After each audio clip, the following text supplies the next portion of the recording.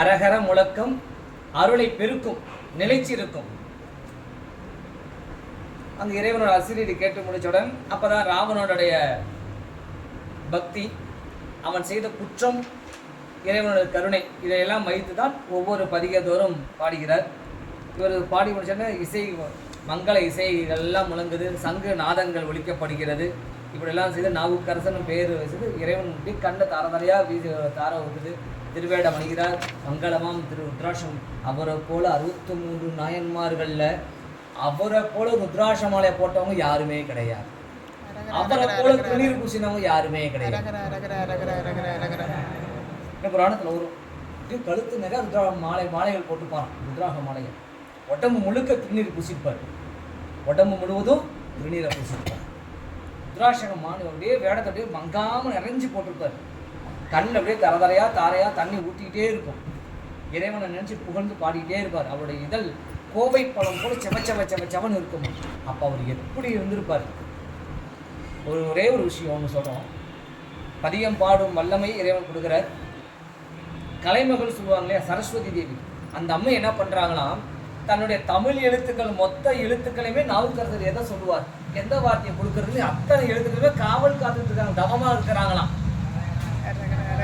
தமிழ் எழுத்துக்கள் மொத்தமே இவர் என்ன வார்த்தையை நம்ம என் பேர் என்ன பேர் சொல்லுவாரா, கா என் பேர் சொல்லுவாரா, டா சொல்லுவாரா, நான் சொல்லுவாரா அப்படின்னு எல்லா எழுத்துக்களும் தவமா காத்துட்டு இருந்ததாமா.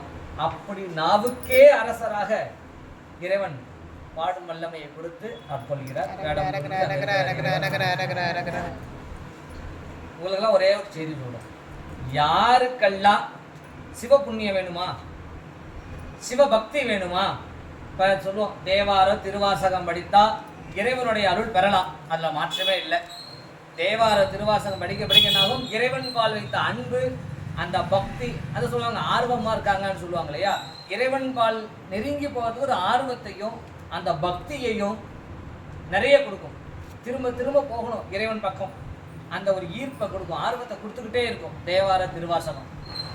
ஆனால் சிவபக்தி வேணுமா, உங்களுக்கு சிவ புண்ணியம் முழுசும் நமக்கு வேண்டுமா, என்ன வேணும்?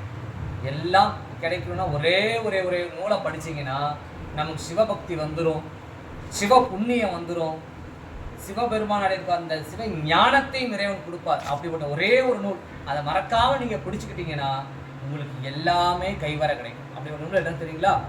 பெரிய புராணம்.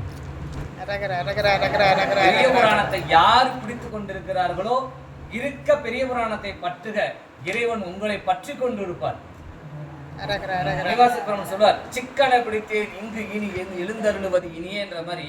நம்ம அங்க போயிட்டு சாமிகிட்ட போய் பலகாலம் விழுந்து கும்பிட்டாக்கா யோசிப்பார், உடனே செய்ய மாட்டார்.